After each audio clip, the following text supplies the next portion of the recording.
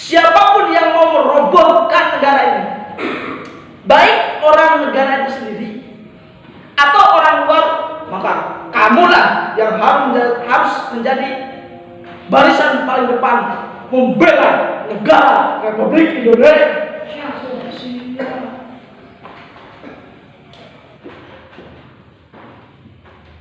Wahai anak-anakku, ketahuilah bahwa dalam kamu taat kepada Allah Subhanahu wa Ta'ala, di dalam apa yang kamu lakukan, yang mana itu adalah suatu ketaatan kepada Allah, maka di situ terdapat suatu kenikmatan dan suatu ketenangan. Jadi taatnya kamu kepada Allah, ibadahnya kamu kepada Allah, di situ ada ketenangan dan di situ ada kenikmatan tersendiri. Namun kamu nggak tahu atau kamu belum tahu. Bisa nggak kamu mengetahui atau merasakan betapa nikmatnya ibadah? Oke, jujur aja lah, jujur aja. Jamaah, nikmat nggak? Jujur, nikmat nggak? Oke, mungkin nikmat lah. Bangun subuh lagi ngantuk-ngantuknya dibangunin buat subuh, nikmat nggak? Jujur nikmat nggak? Enggak kan? Pengennya lanjutin deh. Oke, kemarin angkat tangan siapa yang puasanya 1 sampai 7 hari? Angkat tangan. 1, 2, 3, 4 yang bulan Rajab. 5, 6, 7. Banyak yang puasa. Sekarang sama tanya. Hei, kemarin yang puasa, apakah nikmat puasa? Jujur. Nikmat enggak? Enggak. Ya enggak lah. Ini menurut nafsu ya. Bagaimana nikmat? Yang biasanya pagi-pagi kita makan, ini kita nggak makan. Siang-siang kalau panas kita beli es. Sekarang kita nggak beli es. Sore-sore habis ngaji, kalau jam 4 kita ngaji, kemudian jam 5 kurang 15 kita istirahat. Istirahat itu biasanya jajan-jajan. Ini nggak jajan, kenapa puasa? Begitu habis ngaji, anak-anak kecil pada jajan, kamu tetap nggak jajan karena puasa. Itu nggak nikmat sebenarnya. Tapi suatu saat nanti, kalau kamu berlatih, terus berlatih, maka kamu akan mendapatkan betapa nikmatnya ibadah. Suatu saat nanti kamu akan merasakan betapa nikmatnya jamaah. Suatu saat nanti kamu akan merasakan betapa nikmatnya berpuasa, betapa nikmatnya ngaji seperti ini, betapa nikmatnya kita jadi santri. Suatu saat nanti pasti merasakan. Tapi dengan catatan, kita harus terus berlatih. Latihan ibadah, dibiasakan. Lah, dari mana kamu bisa? Dari mana kita akan mengetahui betapa nikmatnya kita nanti? Sekarang ini analogi yang disampaikan dalam kitab ini. Gini, masih ingat gak? Dulu pas kamu TK, betapa kamu susahnya belajar. Disuruh belajar itu susah, tapi ibu kamu tetap ngomelin kamu. Oke, gak usah jauh-jauh lah, yang mondoknya mulai dari kelas 1. Masih ingat gak gimana kamu susahnya belajar? Abata, taba'a, tabaro, rohata dan seterusnya. Itu kamu gak suka. Waktunya ngaji kamu gak suka. Lagi di kelas pengen cepat-cepat istirahat, pengen cepat-cepat pulang. Rasakan sekarang, kamu sudah bisa baca Al-Quran, kamu sudah bisa baca kitab, kamu sudah bisa baca Indonesia tulisan Latin Indonesia. Senang nggak? Dulu padahal kamu nggak suka belajarnya, tapi sekarang hasilnya menikmati. Kamu dulu kan meremut kalau suruh murojaah. Kalian kan dulu meremut kalau suruh nambah hafalan. Susahnya Masya Allah, iya kan? Tapi sekarang coba bacakan surah Al-Insan 1, 2, 3. Bismillahirrahmanirrahim.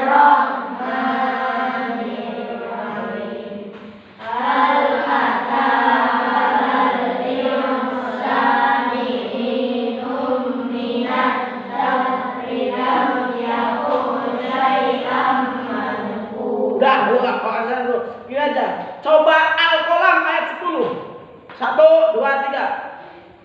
Ini dulu, Al-Qalam apa dulu? Apa?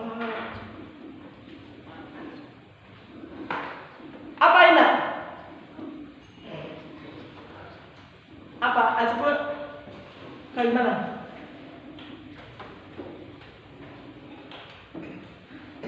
Ya udah, 5 lah. Oke, 1, 2, 3.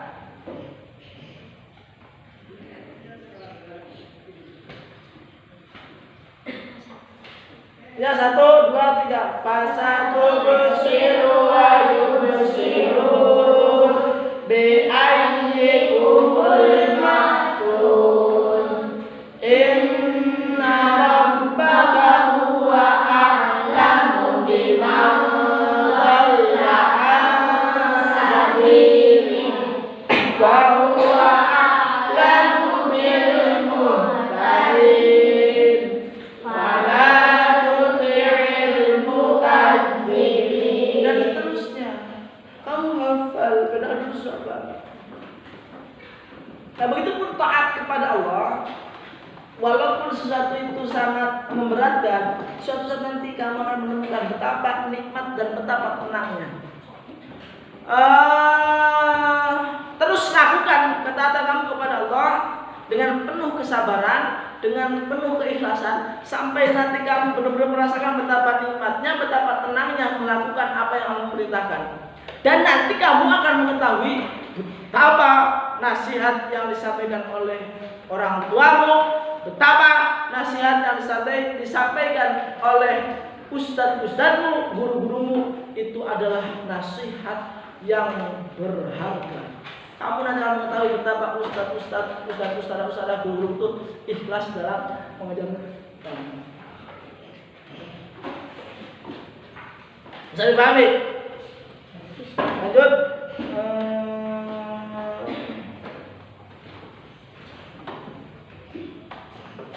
Faya bunaya isma nasihati wasbir ala ta'atillahi kama sabarta ala ta'alumi fil mawtawi sabar. Maka kamu harus bersabar mendengar nasihat saya dan bersabar dalam melakukan apapun yang diperintahkan selama dalam kebaikan. Sebagaimana kamu sabar dulu pas kamu belajar baca, belajar menulis, belajar lain-lain. Ingat, kamu harus bersabar dalam apapun selama itu dalam pendidikan. Ya bunaya iyyaka an tadhunna anna taqwallahi hiya sholata hiya as-sholatu wasyamu wa nahmuhuma minal ibadati faqat. Inna taqwallahi tadkhulu fi kulli syai'in fattaqillaha fi ibadati maulaka la tufarrid fiha fattaqillaha fi ikhwanika la tu'di ahadan minhum fattaqillaha fi baladika la tahunhu wa la tusallit alaihi aduwan fattaqillaha fi nafsika la tuhmil fi sihhatika wa la tatadasibusnya. Santri-santri yang dimuliakan oleh Allah Subhanahu wa taala, amin ya rabbal. Semoga kita semua sehat-sehat dan semoga kita semuanya baik-baik saja. Kalian jangan berpikir bahwa taatnya kamu kepada Allah itu atau bentuk ketaatan kamu kepada Allah itu hanya sholat, hanya puasa, hanya zakat, hanya sedekah. Bukan itu ketaatan kepada Allah itu. Tapi taat kepada Allah dalam setiap aspek kehidupan. Dalam setiap langkah kamu, maka di situ kamu harus taat kepada Allah. Perhatikan bahwa ibadah kita, taatnya kita kepada Allah bukan hanya puasa, bukan hanya sholat, tetapi apapun yang kita lakukan, di situ harus ada unsur ketaatan kita kepada Allah Subhanahu wa taala. Bagaimana kamu berjalan, tapi berjalan kamu adalah sesuai perintah Allah. Bagaimana kamu keluar kamar, tapi keluarga kamu harus sesuai tuntunan Rasulullah. Bagaimana kamu masuk WC, bagaimana keluar WC, bagaimana mau tidur, bagaimana terus semua itu. Bagaimana berbicara, bagaimana cara ngasih air, bagaimana semua. Apapun yang kamu lakukan, di situ ada unsur ketaatan kepada Allah, maka kamu berbuatlah baik sesuai perintah Allah Subhanahu wa taala. Saya pahami? Jadi anak soleh itu bukan mereka yang hanya rajin sholat, yang hanya baca Quran, bukan. Adalah dia yang bisa baik dalam setiap langkah kehidupannya. Satu, sebagai penutup, satu, hati-hati kamu terhadap temanmu. Jangan sampai kamu mengecewakannya. Jangan sampai kamu mengkhianatinya. Jangan sampai kamu menyakitinya. Perhatikan baik-baik. Bukanlah dia anak yang baik ketika dia membuat atau berbuat sesuatu yang menyakiti temannya. Catat baik-baik, kalau ada di antara kalian yang menyakiti temannya, itu bukan perbuatan baik. Kenapa kita harus selalu berbuat baik terhadap teman-teman kita? Satu, itu penutup terakhir. Yang kedua, wattaqillaha fi baladika. Ini nasionalisme jadinya. Kamu harus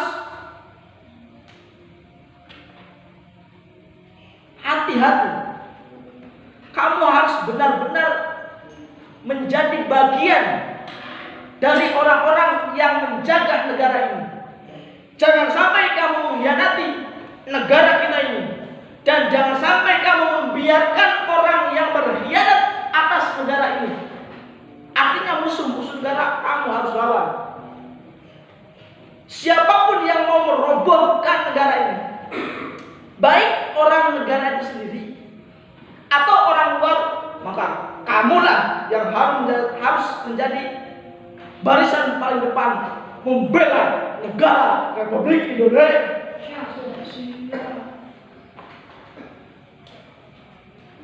Paham? Oke.